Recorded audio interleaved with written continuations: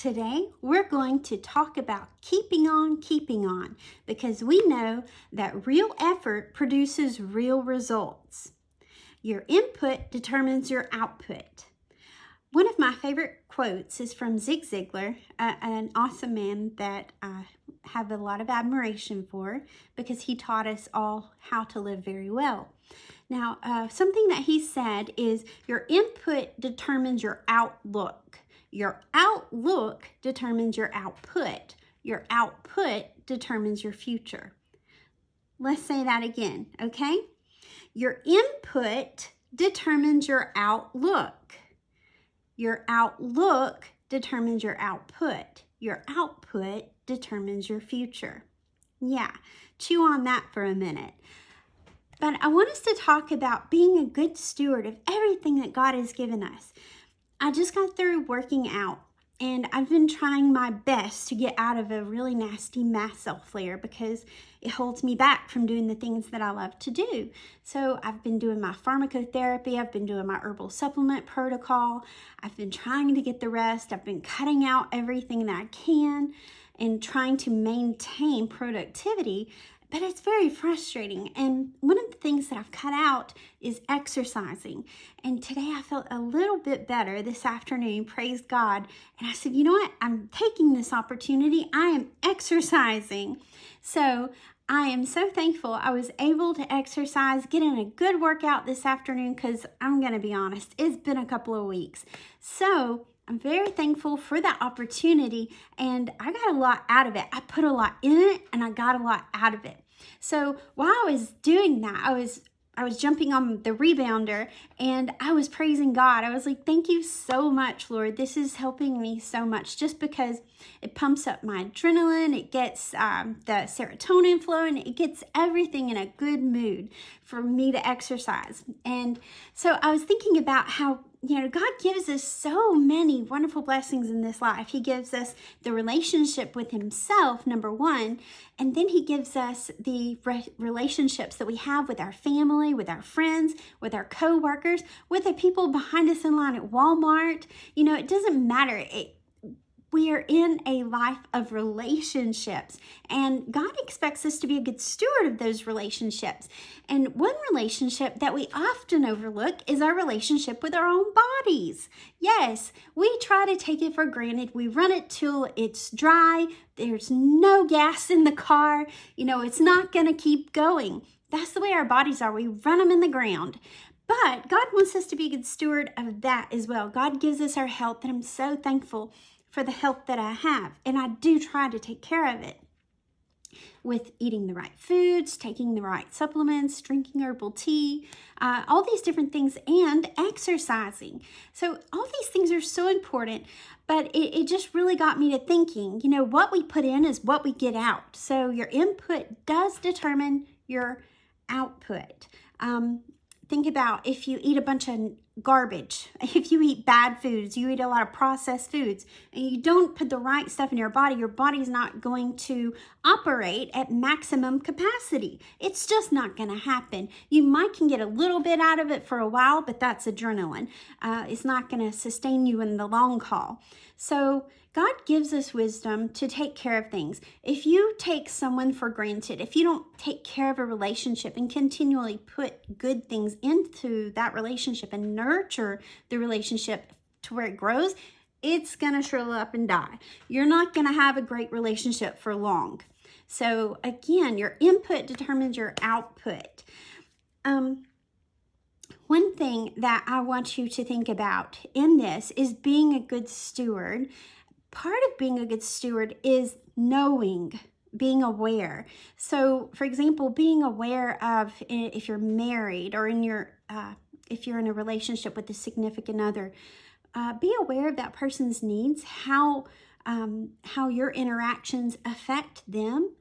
Because if you're in a relationship, your interactions are going to affect the other person. You want to be aware of that, and you want to make sure that you are interacting in a way that pleases God, that honors God, that is going to help the other person grow closer to God and be the best they can be. Because guess what? That's going to help you be the best that you can be. It's a win-win. I love win-wins. That's what we should seek all the time, are win-win outcomes. So back to the topic of being a good steward. Another part of being a good steward is being diligent. Don't give up when you don't see the results right away. Exercising, it doesn't give you results overnight unless it's a sore back or, sore muscles. You might get that result, but that's not the result you're seeking, right? You're seeking a firmer, more toned body that has more energy, that is able to do more work, physical work, without you tiring out or getting hurt. You are looking to have a healthier body. That result is going to take time. You are just to keep on keeping on doing the right things the right way, in the right order, doing it the right way, right timing, and God promises you're going to get a good result. It's just not always when you want. We're very impatient creatures. So try to be patient with yourself and your progress and the process of getting that progress, okay? Lots of P words there, but just be patient, okay? Be patient with others when you're, I know sometimes when we get frustrated, agitated with our own selves and with our, what we see as a lack of progress, we get irritable with others as well. So try to be patient with your loved ones because they're being patient with you. Thank God for all those patient, loving creatures around you.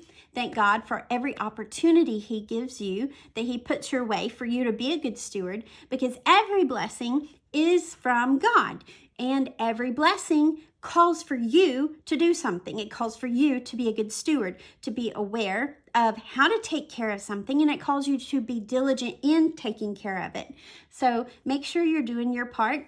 Real quickly, I want us to look at a few verses from Proverbs that, to me, are about being a good steward.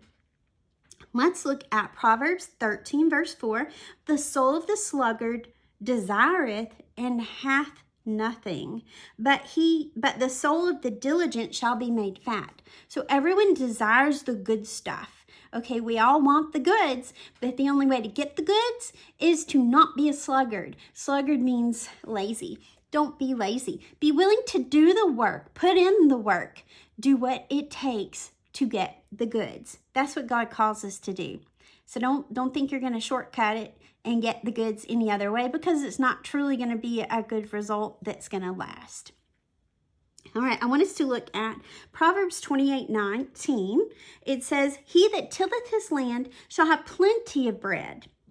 He that works, right? You got to work that land to get that bread. All right, but he that hath followeth after vain persons shall have poverty enough.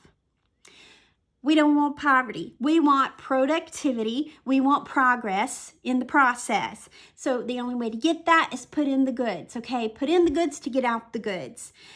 You've got to put in your work. You've got to be a good steward. You've got to know what needs to be done, be diligent in getting it done. All right, let's look at a couple more. I want us to look at Proverbs 27:23. Be thou diligent to know the state of thy flocks, and look well to thy herds. That's speaking to knowing what needs to be done. You need to know the relationships that you're in. Again, talking about if you're in a relationship with a significant other, or even your child, your relationship with your child, if you're a parent, recognize how the things that you say and the things that you do and how you say them and how you do them, how do those affect your child? How do they affect your mate? How do they affect your parent, your coworker? Be aware of the results of what you do and say and how you do and say it. That's a simple way to implement this verse. You need to know, be aware of yourself and how you affect others. And it says, look well to thy herds. So know your herds, look well to your herds. Let's think about our herds as those in our lives that we affect. You affect everyone in your life. And truth be told, you affect a lot of people that you don't even know. You want to affect them well. You want to increase their productivity. You want to support the relationship with God. You want to push them in the right direction. You want to help them go in the right direction as you go in the right direction. So know yourself, know your relationships, and take care of things as God intends for you to do, because he's going to help you do it. He doesn't expect you to do it alone. He gives you the wisdom. Just ask him for it. Remember, we talked about that in James. If you ask God for the wisdom, he's going to give it to you. So ask him. If you want to live for him, he's going to help you do it. Last one, Proverbs 21:5. The thoughts of the diligent tend to plenteousness, tongue twister, but of everyone who is hasty only to want. So don't be hasty. Don't just go after it without a plan. It is important to know, to be aware. In my workout routine, if I just go in there and I just start haphazardly, just start jumping around the room, I might hurt something because of some of my physical conditions. I'm constantly under the care of a physical therapist. So the doctor of physical therapy has certain things that I'm supposed to do, certain things I am not supposed to do. For example, I would love to do crunches every day. I would love to go on a few mile jog every day. I can't do those things, but there are other things that I can do that are beneficial. If I do the wrong things, I'm not going to get a good result, okay? If you do the wrong things, you're not going to get a good result. That is what you eat. That's how you exercise and take care of your body. That's how you take care of your relationships. It's how you take care of your relationship with God. It's how you take care of your finances. Everything that is a blessing in your life, you have been entrusted to these things by God. And you are required to be a good steward of them in order to get the best possible output or outcome. So remember these things as you start this new year with your relationships and you're trying to get a control on your finances. Ask God for wisdom. He's going to show you how to take care of all these things. Thank him for it. Thank him for these blessings, these opportunities, the opportunity to be a good steward. As you're a good steward, he's going to bless you with more and entrust you with more. So seek to bless God today. Thank you so much. Have an awesome day.